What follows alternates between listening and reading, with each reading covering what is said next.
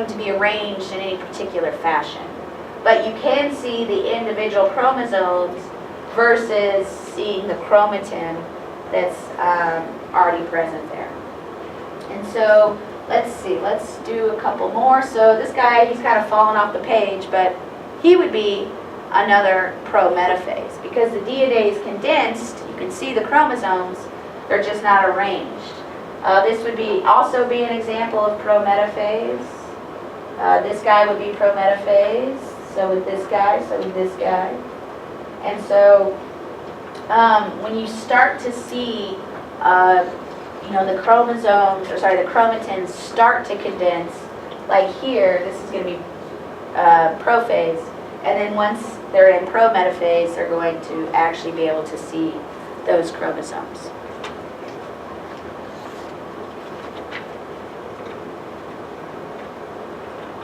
Okay, so that's cell division in plant and animal cells. Now, we're also going to talk about cell division in bacterial cells. It's a lot less complicated. And the reason being is because bacteria have been around for a lot longer than we have. Plus, they're only made up of one cell, so their mechanics are not going to be as complicated as ours. Also because they have smaller amounts of DNA than we do. And so the way that bacteria divide is through a process called binary fission. And so mitosis is actually evolved from binary fission. So as organisms got more complex and got more DNA over millions and millions of years, we end up with mitosis.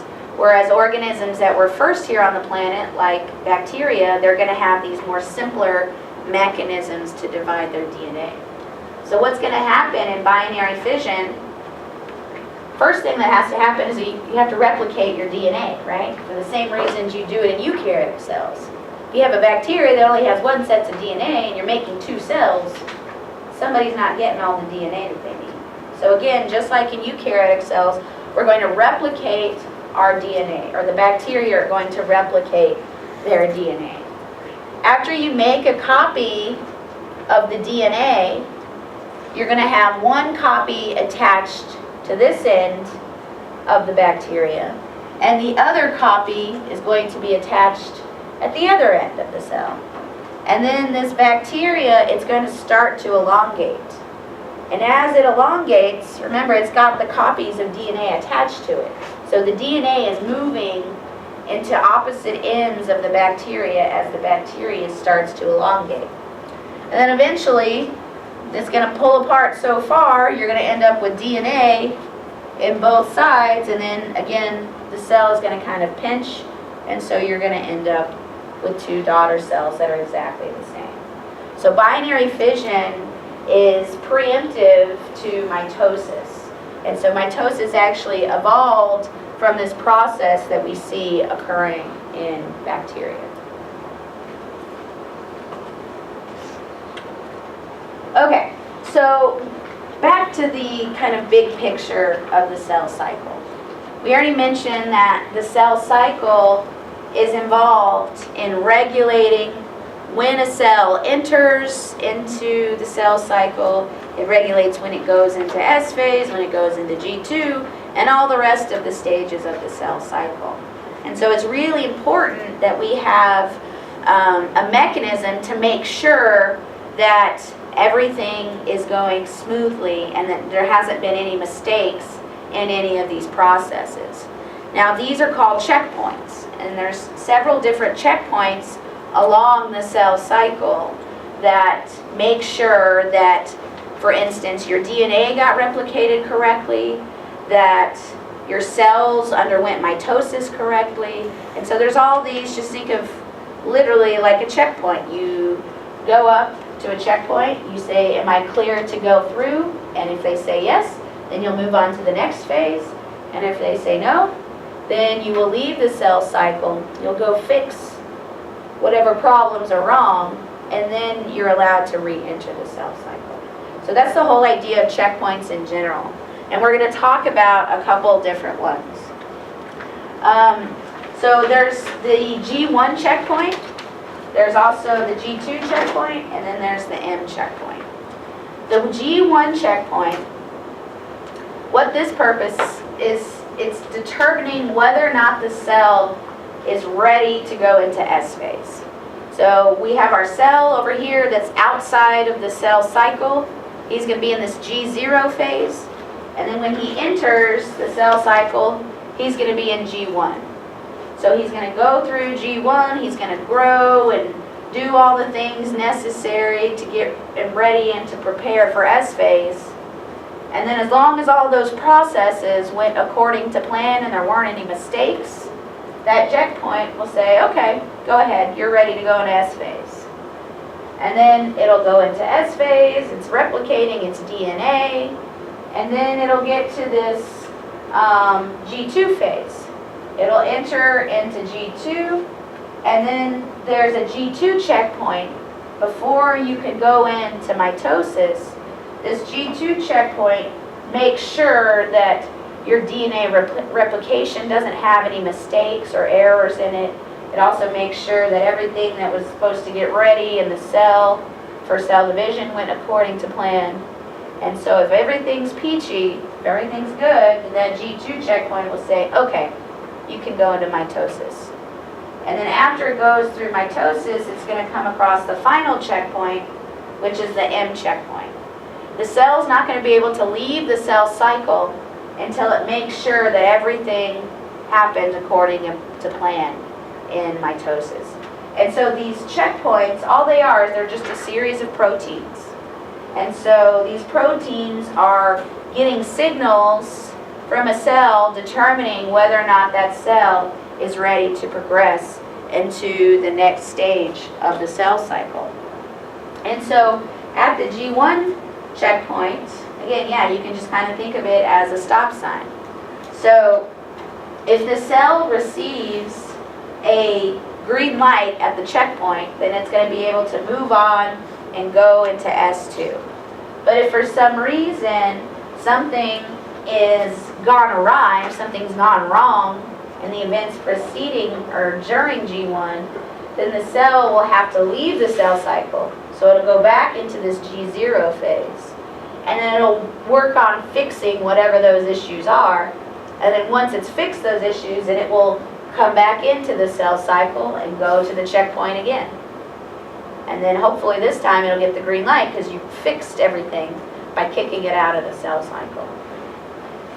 And so one of the main checkpoints that we're going to talk about is going to be this G2 checkpoint. And it's the G2 checkpoint that regulates when a cell can actually enter into mitosis or enter into M phase. And so this G2 checkpoint is going to be made up of two proteins. I would say the proteins are the ones that are responsible for being the checkpoints. And so at the G2 checkpoint, there's going to be a protein that's going to be present that is going to serve as that go-ahead signal to move into M phase. And that protein is called MPF, or maturation promoting factor. And this MPF has to be present. If this protein complex is not present, your cell is not going to go into M phase. And so in order for a cell to pass the G2 checkpoint, this MPF has to be present. And that MPF is composed of two individual proteins. One of them is called a cyclin, and the other is called a CDK, or a cyclin-dependent kinase. Now, a kinase is going to be an enzyme. It ends in ASE, so that tells you it's an enzyme. This is an enzyme that phosphorylates stuff. So if you ever heard of a kinase, there's all sorts of different kinases, but a kinase is something that adds a phosphate group to something. And so these cyclin-dependent kinases are going to be kinases that phosphorylate cyclin. All right? And so these two proteins are going to come together and they're going to make up this MPF. And then once that MPF is present, that tells the G2 checkpoint, okay, we're good to go. Go ahead and proceed into M phase. And so the way that the cell regulates this G2 checkpoint is by having these two proteins in different concentrations. So throughout the entire cell cycle, this CDK molecule is always going to be present. So it's going to be present in G1, it's going to be present in S, it's going to be present in G2, it's going to be present in M. It's just always there whenever you're in the cell cycle. But the cyclin, on the other hand, it's called cyclin because its existence cycles. So it's going to be at the beginning when the cell moves in to the cell cycle, you're not going to have any cyclin. There's no cyclin around. So that means if you don't have the cyclin in the CDK, then you don't have the MPF. And if you don't have the MPF, then you can't move on to M phase. But we're in G1 right now, so we don't need to move into M phase, right? We still got a couple phases ahead of us. So that's why cyclin is not around in the G1. But as the cell goes through G1 and eventually enters into S phase, that cyclin concentration, that protein is going to start to be, they're going to make more copies of that protein. And so that way, once you get to the end of G2, near the G2 checkpoint, now you have both components which are required to make this MPF. And so once you have these two proteins in complex and you've made this maturation promoting factor, that's going to be the go-ahead signal at the G2 checkpoint. So in order for a cell to move from G2 into M phase, you have to have both CDK and cyclin present. And they're going to be present in this protein complex called maturation promoting factor. And so once this maturation promoting factor is there, then you can move past the G2 checkpoint and you can move into M phase. So then your cell will undergo mitosis and cytokinesis, and then after M phase is complete, after you've made the copy of your cell, then that cyclin is going to be degraded. And so then the cell will leave the cell cycle, and then the next cell will come in, and the process will repeat. And so remember, these CDKs are always going to be present.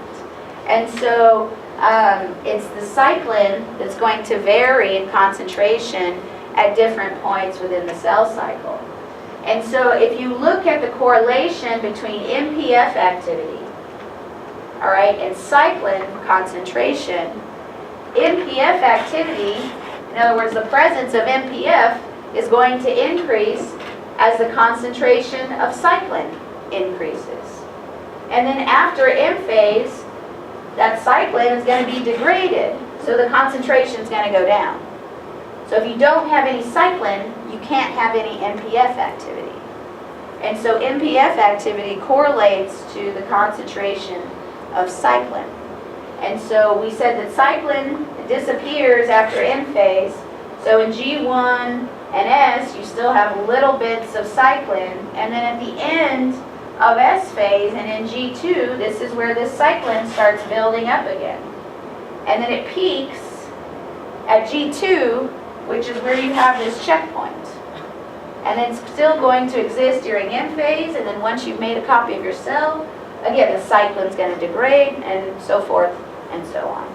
And so it's this concentration of cyclin, this protein, that's going to help regulate this G2 checkpoint. Whenever it's present, it's going to bind to CDK, making MPF, and then once you have MPF, you're able to move into the M phase. Questions about this? Yeah? You said like why we don't need the cycling at the G1? Mm-hmm. Why we don't need? Oh, yeah, because in G1, imagine if we had cyclin here, and it was bound to CDK, so we had this MPF. Anytime you have this complex, that tells the cell to undergo mitosis.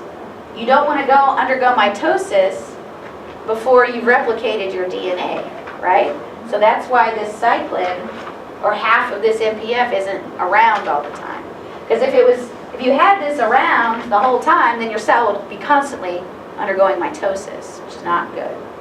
And so we regulate these cell cycle checkpoints, specifically the G2 checkpoint, by the presence of these, or the constant breakdown and buildup of cyclin. So when cyclin's present in late S and G2, it's going to bind with CDK to make MPF. That's going to send the cell into M phase. And then after you've replicated your cell, you don't need MPF anymore. So the whole purpose of MPF is to tell you to go ahead and go into M phase. So after M phase, you don't need it. So that's why the cyclin degrades, and then this CDK is left to go through the cycle again. Other questions? Okay.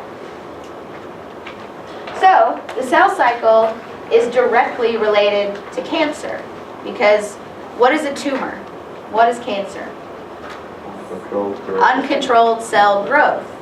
So what regulates when a cell grows? A cell cycle.